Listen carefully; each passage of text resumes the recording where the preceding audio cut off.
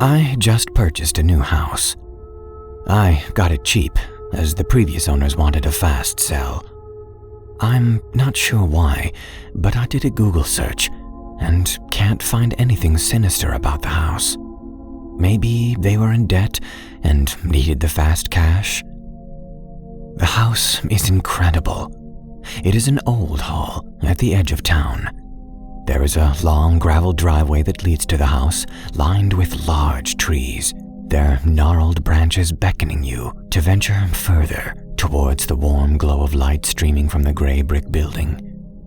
Sparse patches of ivy dart across from the right to a large growth nestling just below the guttering of the roof, cascading towards the mahogany door, ensnaring the porch window in its grasp, and barely letting a flicker of light that once used to shine so intently break through. It twists its way around and around the two large white pillars either side of the door, making its presence well known. Strange as it sounds, it feels like that isn't the only presence here. I'm not sure if it's just the eerie atmosphere of an old house or just my paranoia, but something feels very strange, almost like we're being watched. It must be due to the garden, a wave of lush garden grass spreading toward the edge of a small woodland. A river runs by the back, but it's fenced off, stopping what I assume is the vivid curiosity of children from attempting to get a closer look and fall in. Wooded areas always give you that feeling of being watched. There's so many places to hide, and a million eyes could be peering at you, or unseen things eluding your notice. Woods give me the creeps. Aside from the creepy feel, I can't wait to raise my family here. It really has been a break for us. As a young family of 3, it's been tough for us. We have baby number 2 on the way, and due to certain pregnancy complications, my wife has had to quit her job. It's okay though, we'll make it work, and with this discount on the bigger house, we have that extra cash for the baby. Everything seemed to be going great, until this morning. My daughter Edith is 9, and she came up to me today with an odd-looking book. She told me the little girl in her room gave it to her. I shrugged it off as a kid's imagination and put the book aside, not thinking much of it until this evening, when my wife spoke to me complaining about Edith's imaginary friend. She had been misbehaving and claiming this little girl was telling her to. That's when I mentioned the book. It's generated more questions than answers, and I'm a little concerned. I'll write up some entries. I've edited the spelling and punctuation, to make it flow better. I heard another scream today, but Daddy says it's just another fox in the garden. They make very scary sounds. Daddy took me out for ice cream today and said that we could go every Friday, but that I wasn't allowed to tell Mummy about the foxes in the garden making those screams, as she's rarely scared of them and it will make her cry. I don't want to make Mummy cry. There's a strange sound coming from the basement today. It sounds like a lot of bumps, and Daddy says those nasty raccoons must have gotten in again. He stormed downstairs, and after a lot of shouting and banging, the raccoons must have gone, as the sounds have stopped. I told Mummy about the nasty raccoons at dinner, and Daddy got very mad at me. He came to my room and hit me, and told me that I scared Mummy, that if I told her about the animals again, that we'd have to move, and I'd lose my best friend Eloise, and it would all be my fault. I don't want to lose my best friend. Mummy asked me why my eye was bruised, and I told her I tripped over Mr. Snuggle and hit into my bed. Daddy gave me a bar of chocolate, so he must have been happy that I lied to Mummy. He's letting me visit Eloise tomorrow, and I can't wait. I think I had a bad dream last night, but I was awake, and I heard a lady shouting, 'Help!' Daddy said it was just a bad dream again, and got me a glass of milk and a cookie. He took ages to get it through, and after the milk, I didn't hear it again. I think Daddy is making a surprise for Mummy for her birthday. He spends so long in his workshop in the basement when she's not here. I hope it's something pretty, as Mummy seems really sad, and I want her to smile again. A police officer visited my school today. It was so exciting. I've never seen a real one before. He told us that a girl called Casey Everett had gone missing, and that we all needed to be careful and not leave our Mummy and Daddy's sight if we went out. I need to tell Daddy. He'll want to know. Daddy said that we have to go on a vacation for Mummy's birthday, and we'll leave in an hour. I don't want to go. I was supposed to see Eloise today, but Daddy said he's worried about that girl going missing and doesn't want me around the neighborhood. I rolled my eyes and he stomped on my shoes, but I didn't cry out. I know Daddy hates it when I cry. I guess we'll have to go. I'm not sure what to make of this, but to me, it really sounds like this girl's father was up to something in the basement.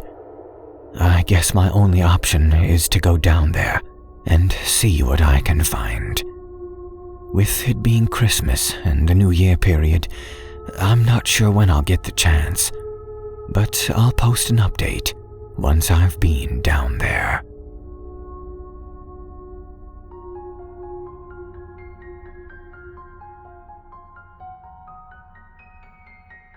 A few weeks ago, we moved into a new house.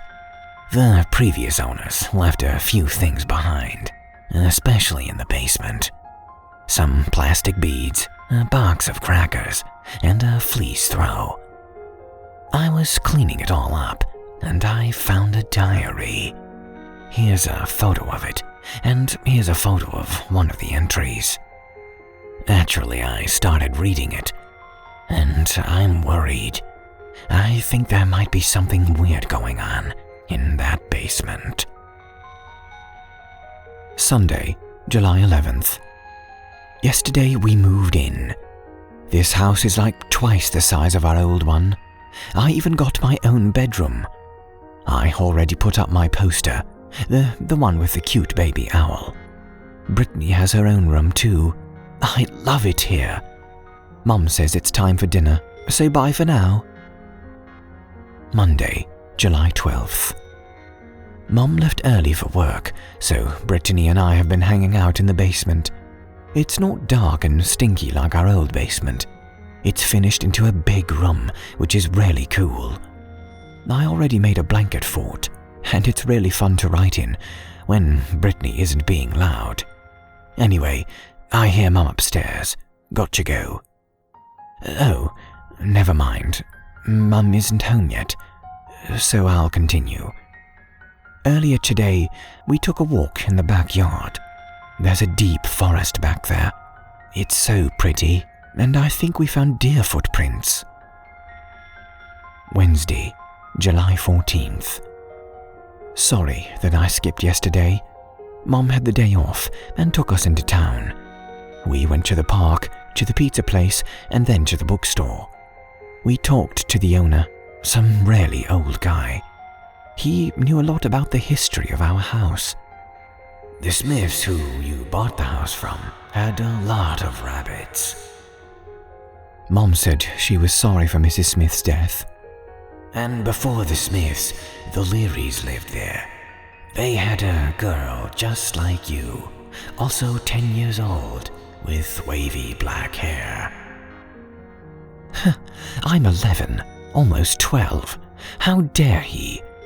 I told Mom, but she said not to fight with him because we want to be friendly to the people here. Friday, July 16th. Shh. I'm down in the basement after bedtime. I realize I left you my diary down here by mistake. I was also kind of hungry, so here I am at midnight, eating crackers and writing in my blanket fort. Mom would be so mad if she knew. She'd probably ground me for a week. Wait, I hear footsteps. Better get out of here. Bye. I like crackers too. Saturday, July 17th. I thought I left my diary in the fort, not out here. I don't like it out in the open. Well, whatever. Anyway, today we went to the pizza place again. There was a really cute waiter there. His name is Jim, and he has beautiful green eyes and curly brown hair. But Mum wouldn't let me talk to him. She wouldn't even let me say hi. She says he's too old, but I don't get it. He's 15, almost. I'm 12. That's like 3 years. When Mom got married, she was 23, and he was 29. That's 6 years of difference. 6! Double the difference in age between Jim and me. I can't believe her. But she was so mad, she yelled at me the entire way home. Mom gets mad at me too, but when she does, she hits me. Monday, July 19th. Brittany must have gotten into my diary again. I didn't write that. Brittany, I'm going to kill you. And why would you write that? Mom never hits us. Whatever. I'm going to hide this diary really well this time. You'll never find it. Also, Brittany, your Hello Kitty shirts are really dumb, and Jim thinks I'm cuter than you. Don't be so mean to your sister. Tuesday, July 20th. Mom, stop messing with my diary. I know it's you. You're always yelling at me, telling me to be nicer to Brittany. Well, guess what? She's a brat.